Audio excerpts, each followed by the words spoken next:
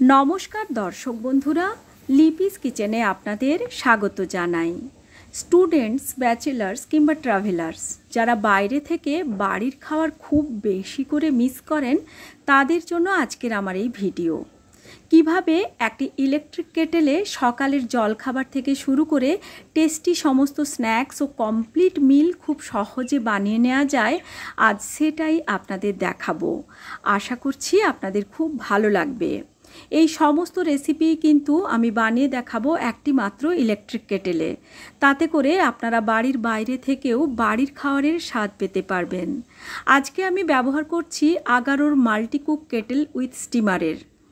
কেটেলটি 1.2 litre ক্যাপাসিটির। এটাতে আমরা খুব সহজে 3 থেকে 4 জনের রান্না করে নিতে পারবো। এখানে কেটেলের সঙ্গে একটি স্টিলের র্যাক, একটি ছোট্ট বোল, সঙ্গে একটি এগ ট্রে আর দেয়া হয়েছে একটি স্টিমার ও একটি লিড। এখন কেটেলের যে পাওয়ার বেস তার উপর কেটেলটা রেখে দিলাম।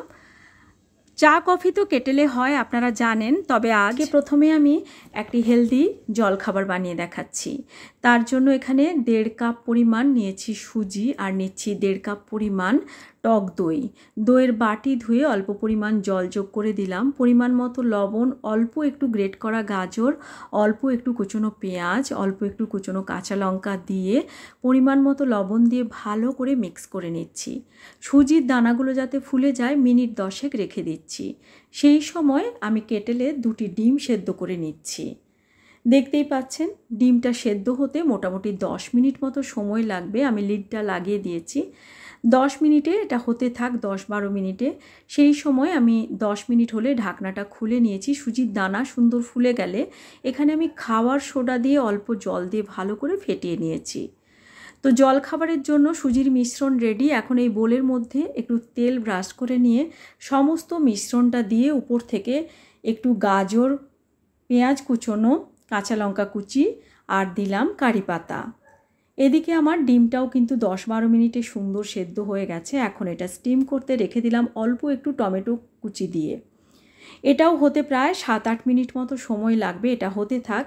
সেই সময় আমি ডিমের ভাপা তৈরি করে নিচ্ছি। তার জন্য ঈষদুষ্ণ গরম জল অল্প নিয়ে তাতে লবণ, 1 চামচ সর্ষে গুঁড়ো নিয়ে নিচ্ছি, যেটা বাজারে কিনতে পাওয়া যায়। ভালো করে একটু মিক্স করে 5 মিনিট এভাবে রেখে দেব। আর তারপর এর মধ্যে দিয়ে দিচ্ছি অল্প একটু টক দই, দিয়ে দিচ্ছি এখানে পরিমাণ মতো অল্প হলুদের গুঁড়ো, অল্প লাল লঙ্কার গুঁড়ো, দিচ্ছি 2 চামচ কাঁচা সর্ষের তেল, দিচ্ছি পরিমাণ মতো লবণ, অল্প কয়েক দানা চিনি। ভালো করে সমস্ত কিছুকে মিক্স করে নেব। এবার যে ডিমটা আমরা সেদ্ধ করে রেখেছিলাম সেটা এভাবে টুকরো করে কেটে নিয়ে তারপর মিশিয়ে নিচ্ছি ভালো করে। এভাবেই 4 টুকরো ডিম ভালো করে মিশিয়ে নেব। আর উপর থেকে একটা কাঁচা লঙ্কা ভেঙে দিয়ে দিলাম। টিফিন কৌটোর ঢাকনা বন্ধ করে রেডি রাখলাম। এদিকে দেখুন আমাদের এই নাস্তা কিন্তু একদম রেডি হয়ে গেছে, দেখতেই পাচ্ছেন। এখন ঠান্ডা করে নিয়ে তারপর ডিমোল্ড করে আপনাদের দেখাচ্ছি। দেখুন কতটা সুন্দর নরম তুলতুলে নাস্তা আমাদের রেডি। তো দেখতেই পেলেন একদম বাড়ির মতো জলখাবার তৈরি হয়ে গেল।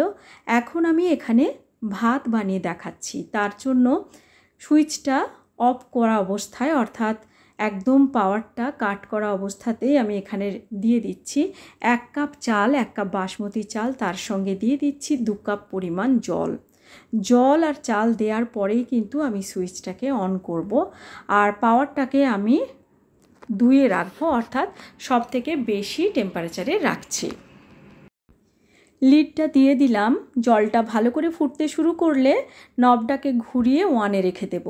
আর তারপর একটি স্টিমার দিয়ে যে ডিমের ভাপাটা বানাবো সেটা স্টিমারের উপর রেখে লিডটা লাগিয়ে দিলাম। এবার কিছুটা পরে আমি ঢাকনাটা খুলেছি। এদিকে দেখুন ভাতটা বেশ কিছুটা সেদ্ধ হয়ে গেছে, জলটা অল্প আছে। এই অবস্থায় আমি ঢাকনাটা লাগিয়ে দিয়ে ফ্লেম অফ করে 5 মিনিট রেখে দিলাম। আর তারপর ঢাকনা খুলে দেখাচ্ছি। দেখুন কতটা সুন্দর ঝরঝরে ভাত আমাদের একদম রেডি হয়ে গেছে। এখন ডিমের ভাপাটা দেখে নিচ্ছি। যদিও ডিমের ভাপাটা কিন্তু স্টিলের র্যাকে রেখেই ভালোভাবে তৈরি হবে, বেশ কিছুটা তৈরি হয়েছে, তবে স্টিলের র্যাকে রেখে এখনও 5 মিনিট আমি রান্না করে নেব। আর উপরে স্টিমারটা বসিয়ে নিয়ে এখানে কয়েকটি ভেজিটেবলস কাট করে আমি দিয়ে দিলাম ভেজিটেবলগুলো একটু স্টিম করে নেওয়ার জন্য। মোটামুটি মিনিট 5 রেখেছিলাম, তাতে করে আমাদের ভেজিটেবলসগুলো সুন্দর স্টিম হয়ে গেছে। আর এদিকে আমার ডিমের ভাপাটাও সম্ভবত তৈরি হয়ে গেছে। আমি আপনাদের একটুখানি খুলে দেখিয়ে দিচ্ছি কেমন তৈরি হলো আমাদের ডিমের ভাপা। দেখুন কতটা লোভনীয় দেখতে হয়েছে। এবার আমি যে সবজিগুলো স্টিম করেছি সেটা রান্না করে দেখাচ্ছি। সুইচ বন্ধ করা অবস্থায় বা অফ করা অবস্থাতেই তেল দিয়ে ভালো করে স্প্রেড করে নিয়ে প্রথমে ফোড়নের জন্য কুচনো রসুন, কাঁচা লঙ্কার পেঁয়াজ দিয়ে দিয়েছি, আর তারপর সুইচটাকে অন করে দিলাম। এবার দেখবেন একটুখানি হতে শুরু হলে এখানে দিয়ে দেব অল্প একটু গোলমরিচের গুঁড়ো আর দেব টমেটো কেচাপ 2 চামচ মতো, দিয়ে ভালো করে একটু নাড়াচাড়া করে নেব। আর তারপর এখানে যে সবজিগুলো সেগুলো আমি দিয়ে দেব। এই সময় কিন্তু পাওয়ারটাকে আমি 1 নম্বরে রেখেছি, কারণ না হলে নিচ থেকে পুড়ে যেতে পারে। এবার দিয়ে দিলাম অল্প একটু জল আর দিলাম 4-5 টুকরো পনির, দিয়ে ভালো করে এখন পরিমাণ মতো লবণ দিয়ে ঢেকে এটাকে রান্না করব সুসেদ্ধ হওয়া পর্যন্ত। খুব বেশি সময় লাগবে না, 4-5 মিনিটেই এটা হয়ে গেছে। সব শেষে 1/2 চামচ বাটার দিয়ে নিলাম। আমাদের মিক্স ভেজ কিন্তু একদম রেডি সার্ভ করার জন্য।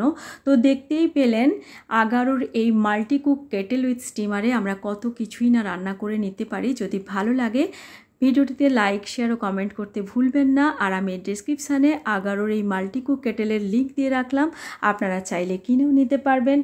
আজকের মতো এই পর্যন্তই, আবার হাজির হব নতুন কোনো রেসিপি নিয়ে। সবাই ভালো থাকবেন। Thanks for watching.